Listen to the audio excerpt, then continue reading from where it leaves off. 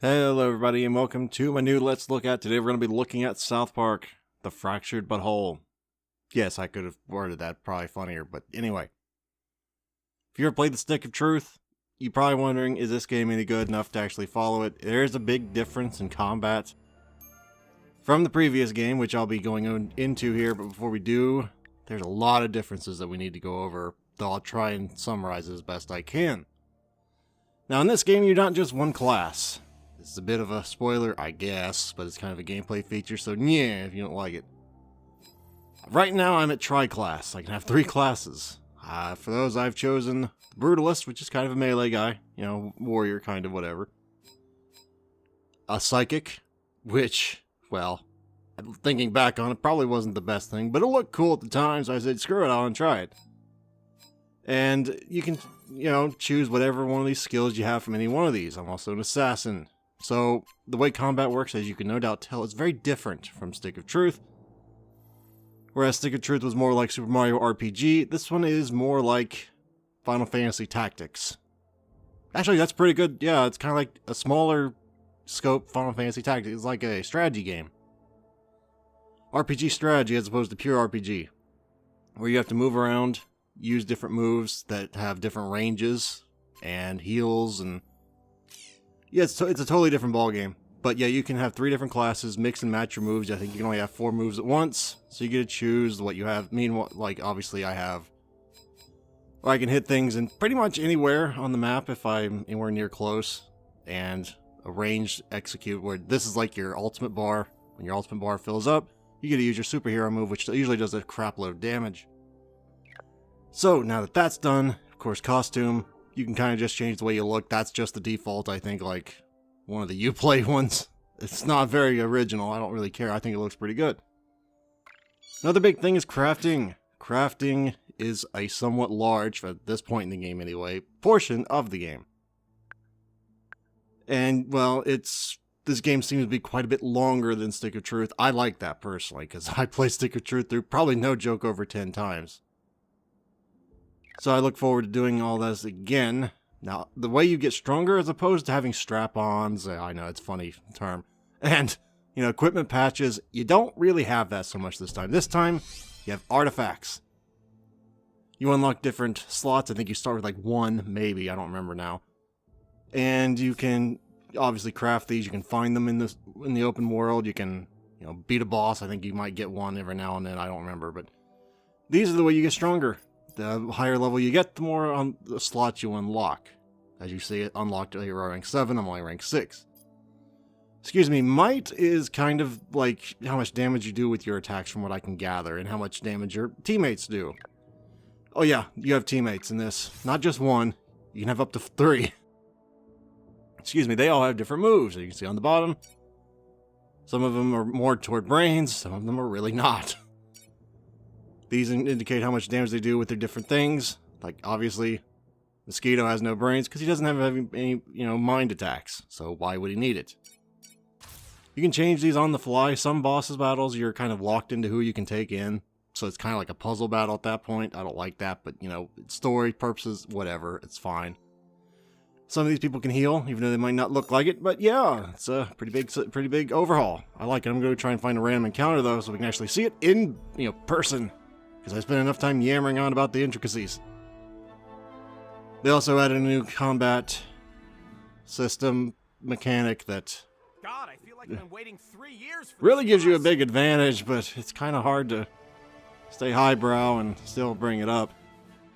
No longer do you have Dragon Shout and all the other funny named flatulence. This time you got new ones. It's actually a little bit more difficult to do, but not bad. You just hit R2 and L2 together, and then whichever one you want to do, you just use the 2 sticks to do that. In combat, they do different things. Namely, from what I remember, one of which was a kind of just skip the enemy's turn if you do use it during their turn. There is a cooldown on it, so you can't just go and do that repeatedly. Every time I play this game, I'm always getting into a random battle before I even know what's going on, and now I can't find one to save my life. Come on, man. I'm gonna go try going to, what's the word? I think I'm in the wrong side of town for this. Yeah, I'm definitely on the wrong side of town. was gonna say, I'll just go to, like, Raisins. Because there's almost always a random battle there. If you don't know what Raisins is, you obviously don't watch South Park. So, not sure why you're watching this. Maybe you want to get into South Park. That's cool. By the way, yeah, you do go in there. Some screwed up stuff goes on in there. Not gonna say what, because I don't want to spoil anything, because I'm not even very far myself. But it's hilarious. Oh yeah, yeah. This is also they didn't get rid of the whole environmental things. This time you just have to. It's different. You don't rely so much on your slingshot or your whatever. This one you got firecrackers, not a arrow, but there should be a battle here to the right. Almost always is, like 99% of the time. Yep. Of course, you can do the whole stun them before the battle even starts thing, which is kind of what I always do, and get a combat advantage. No, nothing new there. Now, if you want to make changes, you can do so right before the battle. I didn't know that for a while, but it is nice if you go, whoops, I didn't know I had that guy. You know, that character there. There we go. Start combat. So this is what the battlefield looks like. Also, I will say I love that the different banter. If there are different kids out, they have different things they say depending on what happens in the battlefield. I love that. This should take care of her. But as you can see, positioning is vital. Depending on your class. Or what abilities you have up. I'm way over level by this point. I think these girls are only like 110 might. I'm like 260. But you know, you get the point across here. One thing I really like about this is that there's a stealth mechanic. If you're invisible, so far, I don't think I found anyone who could actually hit me. I'm sure there will be at some point, but I don't know what it is now. Like, I haven't seen one yet. Now, of course, as you can notice, some of these characters have different things. Like, I think the Coon can switch places. Yeah, I know, you want me to hurry up. The Coon can switch places with someone. So can Fast Pass, which is Jimmy. So you can kind of, like, get a lot of different, synergy going on. By maybe you dive in with Mosquito and then pull him back with Kyle so he stays out of the danger back there, surrounded by people. Things like that. So it really opens up another layer of strategy that I'm a big fan of. Of course, I'm just kind of letting Mosquito out to dry here, but that's not important right now. Yeah, he won't be completely surrounded, so that's kind of something, right? You know. I will say, though, if you are... I guess I might as well just show it. If you want to kind of just cheese the enemy... You got screwed. You want to cheese the enemy turns, they don't get it, so yeah. There's a cooldown of 3 turns, though. Now, Charm. Charm is really annoying. Because you have to hit the person who's charmed. Otherwise, they're playing for the enemy.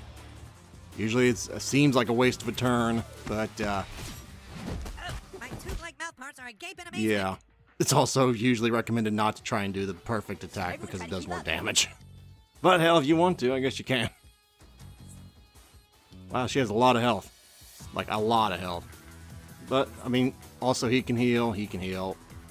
Yeah, we'll just swap them, show it what it looks like.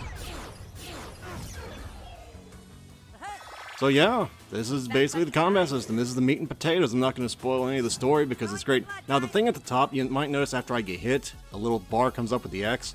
If you hit X during that, the little bar at the top goes up. When that bar gets to the top, you can use your ultimate move, which is L1. As you can see, I'm only 55% of the way there, so I can't really do that right now. Also, status ailments are a somewhat very large thing in this. As was the last game, they were a bit overpowered last games. So, you know, I'm fine with that. I like that playstyle. Bleed, gross, fire, shock. I think all that's back. I'm very poor with Coon's real-time events. Oh man, probably because I haven't played with him as much. But yeah, battles are a lot longer in this than Stick of Truth. By the very nature of the combat system, I like that personally. Gone are the days where you can just kind of like toss the mage's final move and just kill everybody on screen, and then you're just done for the one turn, everything's done. Made it a little bit. It wasn't really fun at that point. But yeah, that's it. It's gonna be a quick let's look at everyone. Let me save here real quick because hey, I got some stuff. You know, why not? Why not? I want those, whatever the hell they dropped. Anyway, yeah, that is about the end of this Let's Look At, everyone. I hope you enjoyed this and it gave you some kind of insight as to whether you wanted to buy it or not. I recommend it if you like South Park and you like strategy RPGs. It's great.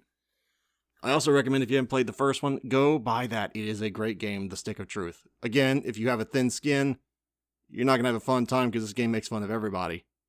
The second one more so makes fun of social justice warriors a lot, so I love that. But yeah, I'm not going to get too much further into politics. But thank you very much for watching, and hopefully I shall see you next time. Farewell until then.